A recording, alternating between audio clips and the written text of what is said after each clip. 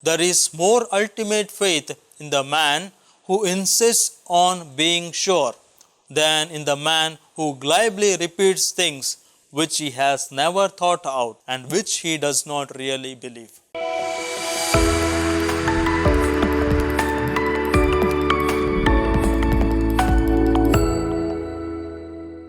My dear brothers and sisters in Jesus Christ, we often judge people by one mistake. We never let them and others forget about that mistake. When we think of King David, we think of his sin. We forget what a great man he was, despite his failure. When we think of Jacob, we think of how he stole his brother's birthright. When we think of Peter, we remember his denial. Once, William Shakespeare said, "The evil that men do lives after them. The good is oft interred with their bones." This is what happened to Thomas the Apostle. No doubt he showed great faith many times, but we remember him because of his doubt. Today, when someone is skeptical, we call that person a doubting Thomas. In reality, Thomas was one of the most steadfast and loyal apostles among the 12. On July 3rd, the Holy Catholic Church celebrates the feast of St. Thomas the Apostle. In the Gospel of St. John, chapter 11, when Jesus told his disciples, "We will go to Bethany," and they reminded him that, "Master, Jews were just trying to stone you, and you want to go back there?" Thomas responded, "Let us also go, that we may die with him." His comment seems to reveal that he was a natural pessimist, but Thomas never lacked courage. He loved Jesus enough to go to Jerusalem, to die with him. When the other disciples had been hesitant and afraid, what Thomas had expected had happened. Jesus suffered and died. Thomas was broken-hearted. He could not even meet the eyes of people. All that Thomas wanted was to be alone with his grief. King George V used to say that one of his rules of life was, "If I have to suffer, let me be like a well-bred animal, and let me go and suffer alone." Thomas decided to face his suffering and his sorrow alone. So it happened that when Jesus came back again, Thomas was not there, and the news that Jesus had appeared seemed to him a lie, and he refused to believe it.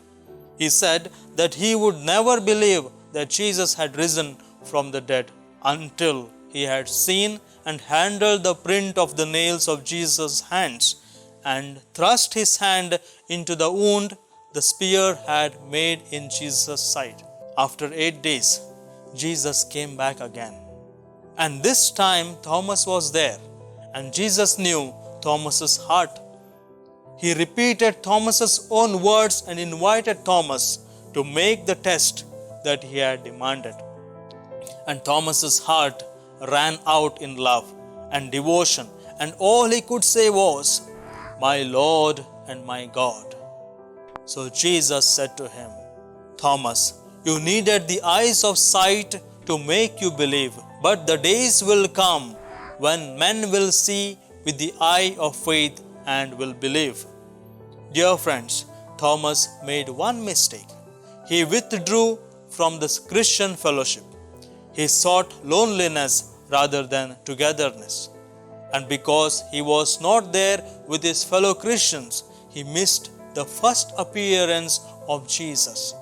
We miss a lot when we separate ourselves from the Christian fellowship and when we try to be alone.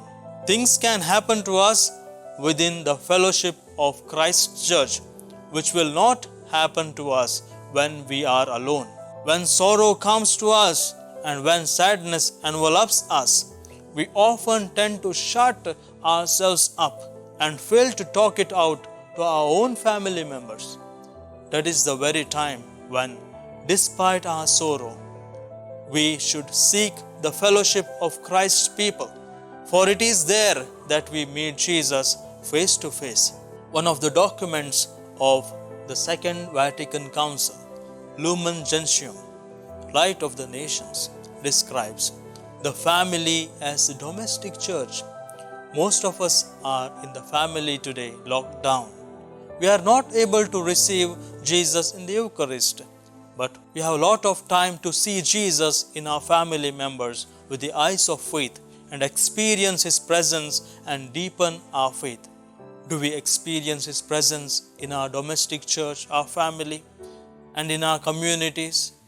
Or do we remain aloof with our gadgets or unnecessary works? Dear friends, St. Thomas had two great virtues. Thomas refused to say that he believed when he did not believe. Thomas never said that he understood what he did not understand, or that he believed what he did not believe. This indicates he was an honest man. Thomas did not pretend that he had no doubts when he had them. Thomas was not a kind of a person who would rattle off a creed without understanding what it was all about. Thomas wanted to be sure, and Thomas was quite right. William Barclay once said, "There is more ultimate faith in the man who insists on being sure than in the man who glibly repeats things which he has never thought out and which he does not really believe." It is this kind of doubt that which in the end arrives at certainty. Thomas's other great virtue was that when he was sure, he went the whole way. He said, "My Lord and my God." There was no halfway house about Thomas. Thomas was not airing his doubts just because he had them in mind. Thomas doubted in order to become sure. And when he did become sure, his surrender to certainty was complete. And he gave his life to the Lord by proclaiming the gospel to people, even to us Indians. If a man fights his way through his doubts to the conviction that Jesus Christ is the Lord, he has attained to a certainty. Dear friends, we have this time of grace to think more about Him, to reason about our own faith, and to accept Jesus as my Lord and my God. May our Lord God make us honest and deepen our faith through the intercession of Saint Thomas the Apostle.